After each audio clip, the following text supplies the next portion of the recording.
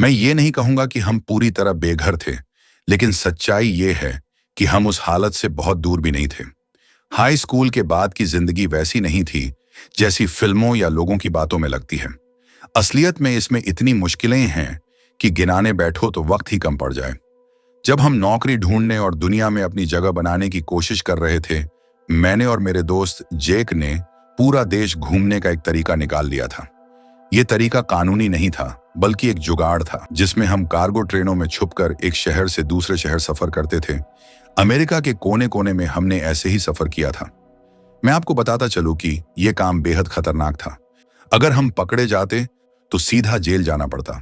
जब भी हम इस तरह के सफर पर निकलते, हम कुछ बातों का हमेशा ध्यान रखते, जैसे कौन सा डिब्बा सबसे सुरक्षित है या ट्रेन किन किन स्टेशनों पर रुकती है। रेलवे वालों को हम जैसे लोगों की पूरी खबर होती है। वो कभी भी अचानक ट्रेन रोककर डिब्बों की जांच शुरू कर देते हैं। ऐसे में हमारे काम की सबसे बड़ी चीज थी हमारा छोटा सा रेडियो सेट। उसकी मदद से हम ट्रेन स्टाफ की बातें सुन सकते थे। वो कब रुकने वाले हैं, कब चेकिंग करने वाले हैं, सब कुछ पहले से पता चल जाता था। अगर उन्हें हमारे बारे में जरा भी भनक होती तो वो रेडियो पर इस बारे में कुछ न कुछ जरूर कहते। उनकी बातें सुनकर हम ट्रेन से कूद जाते और जब तक उनकी तलाशी खत्म नहीं हो जाती छुपे रहते। इसके अलावा एक और चीज हमारे लिए बहुत जरूरी थी, और वो जरूरी चीज थी एक मैप। ये मैप कागज का भी हो सकता था या फिर कोई मोबाइल ऐप। मैप हमारे लिए सोने से भी कीमती था।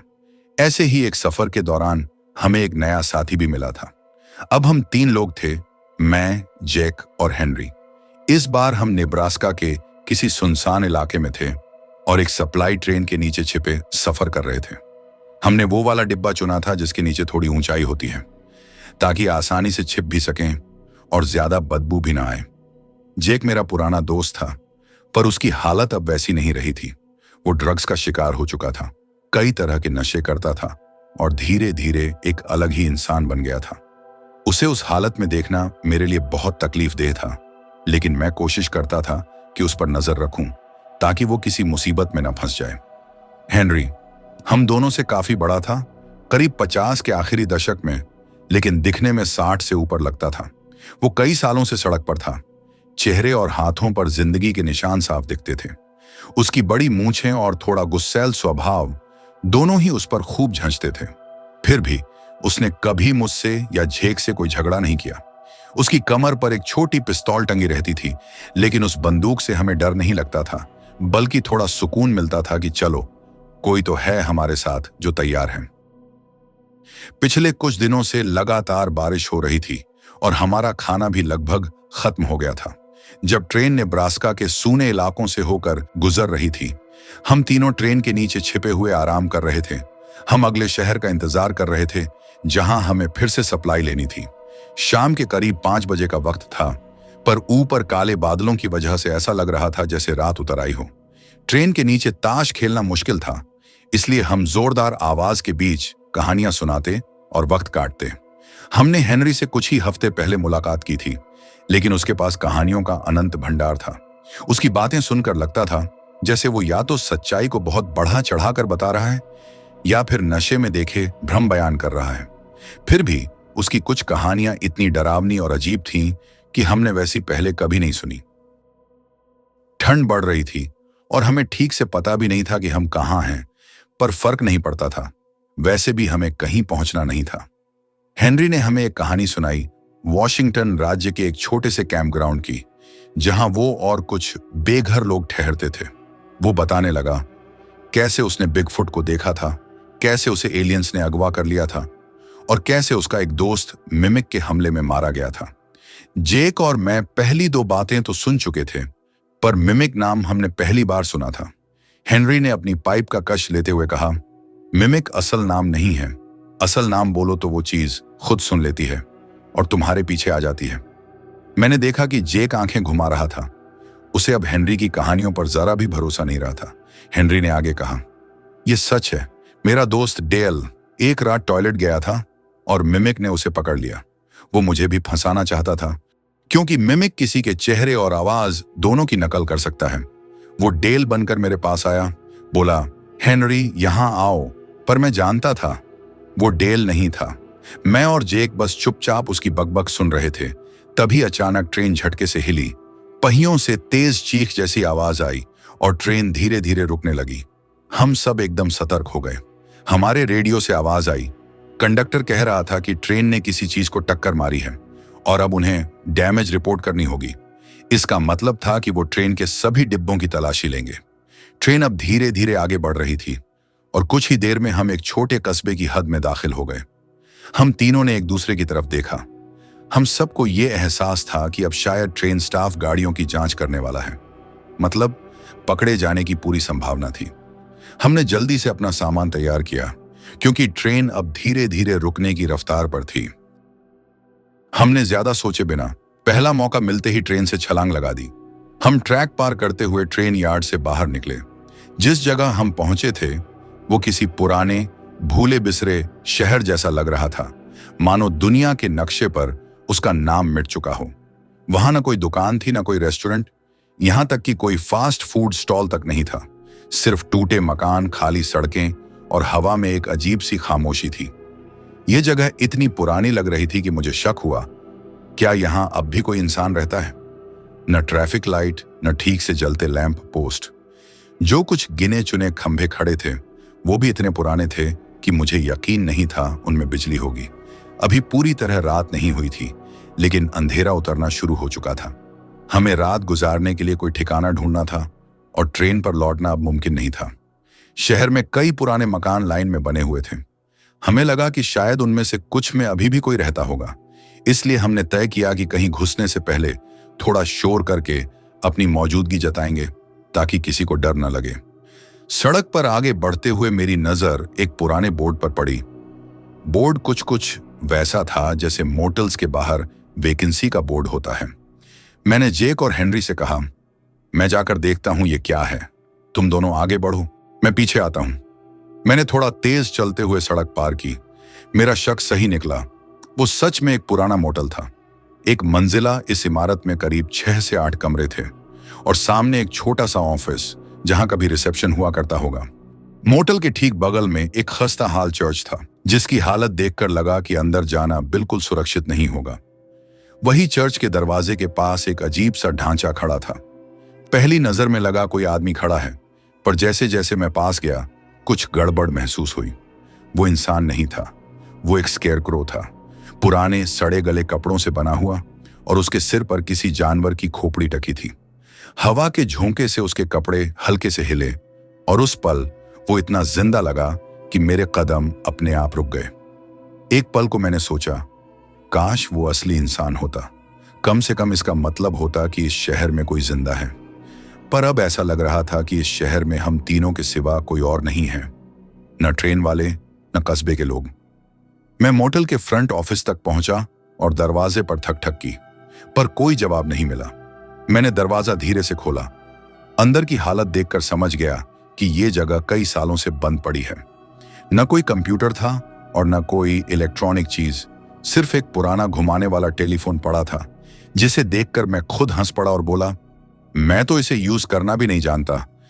छत और दीवारों पर काली फफूंदी जम चुकी थी, जिसकी बदबू के कारण मैंने अपनी शर्ट से मुंह ढक लिया।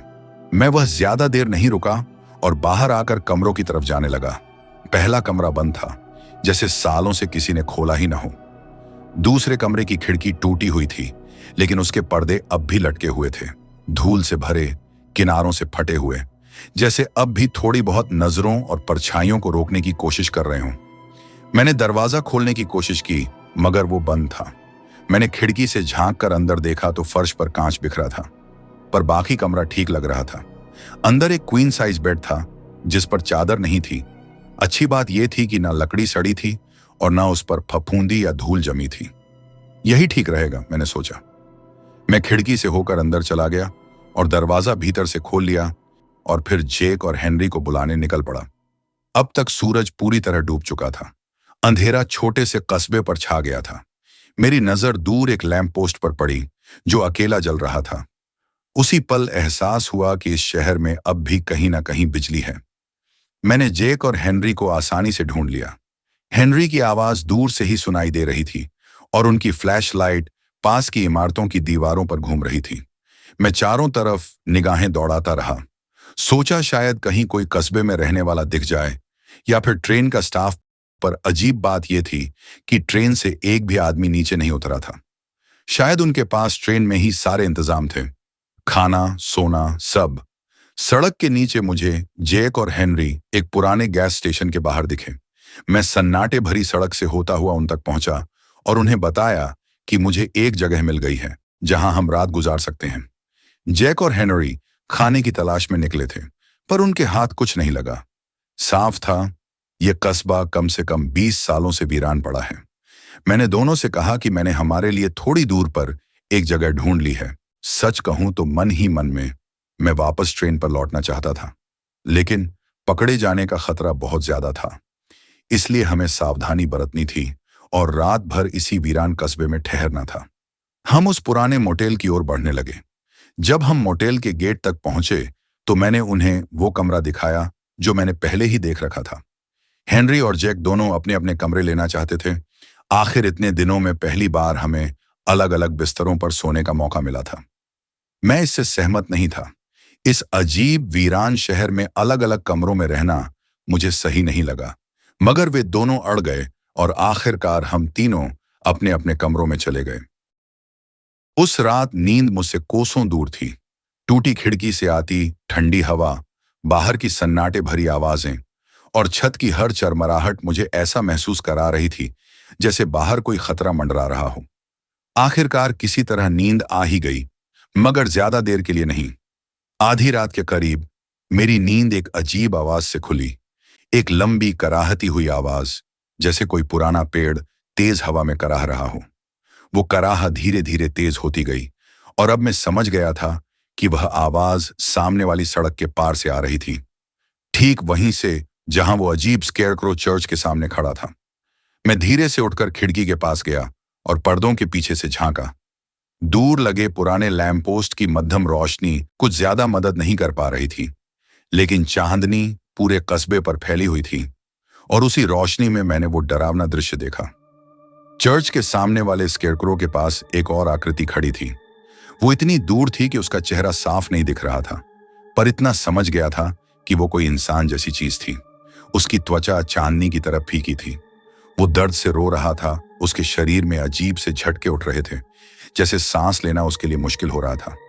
दूर से मुझे समझ नहीं आ रहा था कि उसने कपड़े पहने थे या नहीं, लेकिन उसके सिर पर कुछ था, सींगों जैसा, बिल्कुल उसी स्केयरक्रो की तरह जिसे मैंने चर्च के पास देखा था। मेरा पूरा शरीर सिहर उठा। मैंने पहले भी कई आवारा या बेघर लोगों को देखा है, और सच कहूं तो वे जंगली जानवरों से भी ज्यादा खतरनाक होते हैं, क्योंकि वे नशे या पागलपन में किसी भी हद तक जा सकते हैं। मैं जैक या हेनरी को आगाह भी नहीं कर सकता था। जरा सी आवाज हुई तो वो चीज मुझे देख सकती थी। मैंने दुआ की कि वो हमें नोटिस न करे। वो रोना अब चीखों में बदल गया। आवाज इतनी भयानक थी कि नींद तो क्या, सोच पाना भी असंभव था। तभी कुछ ऐसा हुआ जिसने मेरा खून जमा दिया। कुछ कमरों दूर से एक जानी पहचानी आवाज आई। कितना शोर करेगा साले, अब तो चुप हो जा। ये हेनरी की आवाज थी। मेरे दिल की धड़कन रुक गई और उसी पल वो चीख भी थम गई। अब वो आकृति धीरे से अपना सिर घुमाकर मोटेल की ओर देखने लगी, फिर बहुत धीरे धीरे लंगड़ाते हुए उसी दिशा में बढ़ने लगी जहां हेनरी का कमरा था। जैसे जैसे वो नजदीक आई, उसका रूप साफ होने लगा, और तब मुझे एहसास हुआ कि ये इंसान बिल्कुल नहीं था। वो झुककर चल रहा था, जैसे उसका सिर बहुत भारी हो। उसके शरीर पर कोई कपड़ा नहीं था, बस गहरे घावों और निशानों से भरा हुआ मांस। उसका मुंह बहुत बड़ा और टेढ़ा था, इतना कि नीचे की ओर लटक रहा था। चेहरे पर कुछ जगहों पर उलझे हुए बालों के गुच्छे थे, और जो मैंने पहले सींगों जैसा सिर समझा था, वह दरअसल उसके शरीर का हिस्सा था। वो प्राणी किसी राक्षस और इंसान के बीच बना हुआ अधूरा रूप लग रहा था, जैसे किसी ने उसे आधा बदलने के बाद ही छोड़ दिया हो। हेनरी को इस बात का जरा भी अंदाजा नहीं था कि उसके कमरे की ओर क्या बढ़ रहा है। मैं उसे सावधान भी नहीं कर सकता था, क्योंकि जरा सी हरकत से वो चीज मुझे भी देख लेती। मेरे दिल में बस एक ही आस बची थी, हेनरी की पिस्तौल। अगर वो नशे में नहीं होगा तो शायद उस चीज पर गोली चला दे, या कम से कम उसे डराकर भगा दे। वह चीज धीरे धीरे दबे कदमों से आगे बढ़ती रही, और मैं भीतर ही भीतर दुआ कर रहा था कि उसका ध्यान भटक जाए, वह किसी और दिशा में मुड़ जाए। लेकिन नहीं, उसकी चाल में वही शिकारी जैसी एकाग्रता थी, जैसे कोई भेड़िया लंबे उपवास के बाद अपने शिकार पर नजर गड़ाए हों। वह चीज मेरे कमरे के सामने से गुजरकर एक ऐसे दरवाजे की ओर बढ़ी जो मेरी नजर से ओझल था। शायद वहीं हेनरी का कमरा था। अब मेरे पास बस इंतजार करने के अलावा कुछ नहीं था। थोड़ी देर में मैंने जोर जोर से दरवाजा पीटने की आवाजें सुनी और फिर हेनरी की तेज चीख, कौन है वहां? मैंने उम्मीद की कि जैक बीच में कुछ बोलेगा, पर कुछ नहीं। सिर्फ वही धम धम की आवाज जो कुछ ही सेकंड में एक भयानक धमाके में बदल गई। दरवाजा टूट गया था। उसके बाद जो सुनाई दिया उसने मेरी रूह जमा दी। हेनरी और उस जानवर की, दोनों की चीखें। फिर 2 गोलियां चलीं और अचानक सब सन्नाटा। मुझे पता था अब मुझे क्या करना है, और वो भी जल्दी करना है। मैंने धीरे से अपना दरवाजा खोला और बिल्कुल चुपचाप अगले कमरे की ओर बढ़ा, जहां शायद जैक था। दरवाजे का लॉक घुमाया, वह अनलॉक था। मैंने दरवाजे को धीरे से धक्का दिया, मगर दरवाजे की छड़ जैसी आवाज ने मेरे प्लान में दरार डाल दी। मैंने दरवाजा खुला ही छोड़ दिया। प्लान साफ था, जैक को लेकर भागना है और ट्रेन तक पहुंचना है।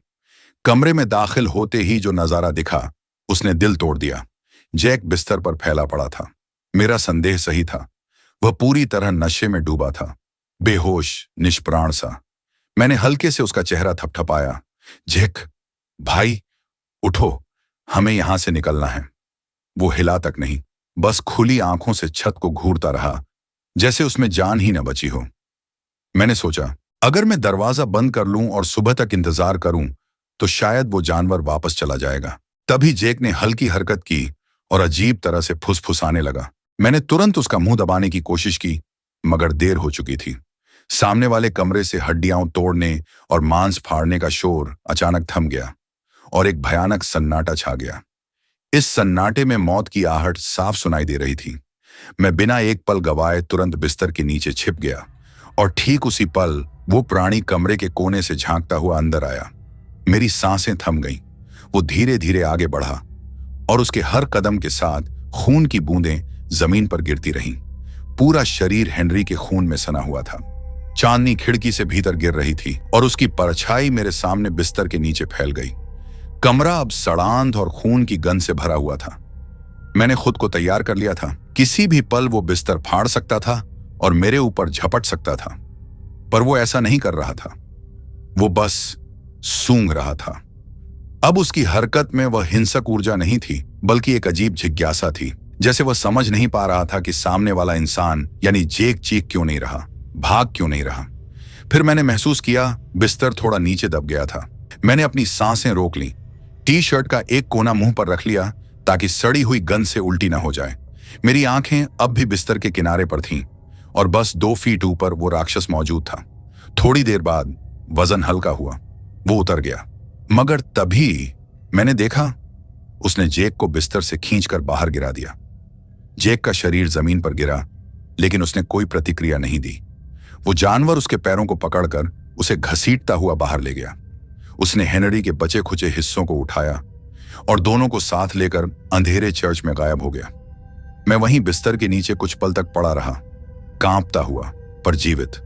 मुझे पता था अगर अपनी जान बचानी है तो यही मौका है ट्रेन तक पहुंचने का। धीरे धीरे रेंगते हुए मैं कमरे से बाहर निकला और हेनरी के कमरे की ओर बढ़ा, सामान उठाने के लिए। दरवाजा खुलने पर मैंने जो मंजर देखा उसे देखकर मेरी सांस अटक गई। फर्श और दीवारों पर खून के छींटे थे और यहां वहां मांस के टुकड़े बेतरतीब फैले हुए थे। ऐसा लग रहा था जैसे कोई डरावना सपना यहीं हकीकत बन गया हो। चांदनी की हल्की रोशनी में मुझे फर्श पर पड़ा पुराना पिस्तौल दिखा। मैंने उसे उठाया। 2 गोलियां चली थीं, मगर 4 अब भी बची थीं। अब मेरे पास रेडियो और बंदूक दोनों थे।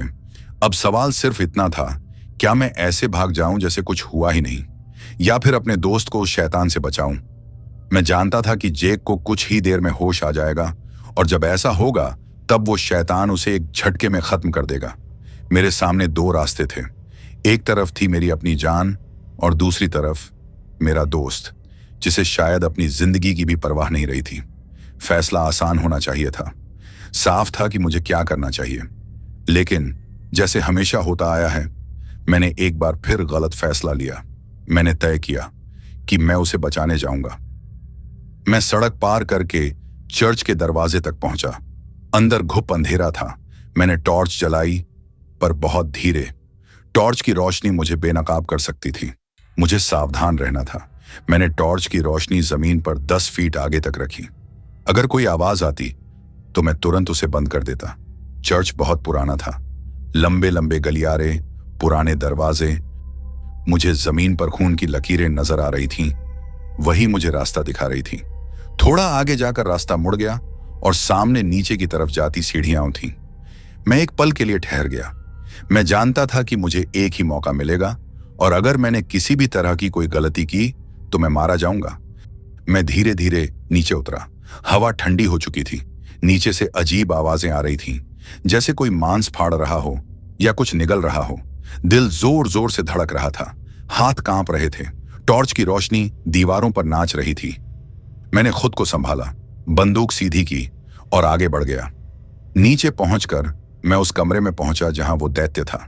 कमरे के एक कोने में दीवार के पास मेरा दोस्त जैक पड़ा था, बिल्कुल बेहोश, और दूसरे कोने में वो दानव एक लाल चमकती हुई मांस की ढेरी के ऊपर झुका हुआ था। वो हेनरी था। मैं धीरे धीरे उसकी तरफ बढ़ा। हर कदम भारी लग रहा था। डर जैसे पैरों से लिपट गया हो।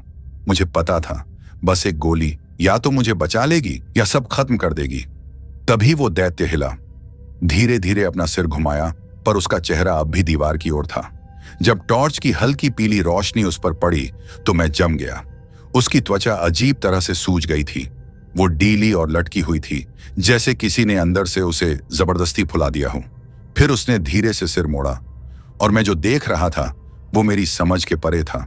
उसके चेहरे पर हेनरी का चेहरा था। वही मूंछें, वही शक्ल, लेकिन अब वो हेनरी नहीं था। वो चेहरा अब इस दैत्य ने पहन रखा था, एक नकाब की तरह। उसके अंदर से झांकती काली चमकती आंखें वो असली मालिक की नहीं थी। मुझे समझ आ गया था कि वो हेनरी के जिस्म से उसका चेहरा उखाड़कर उसे पहन रहा था। मेरे भीतर घृणा और डर एक साथ फूट पड़े। मैंने बिना सोचे गोली चला दी।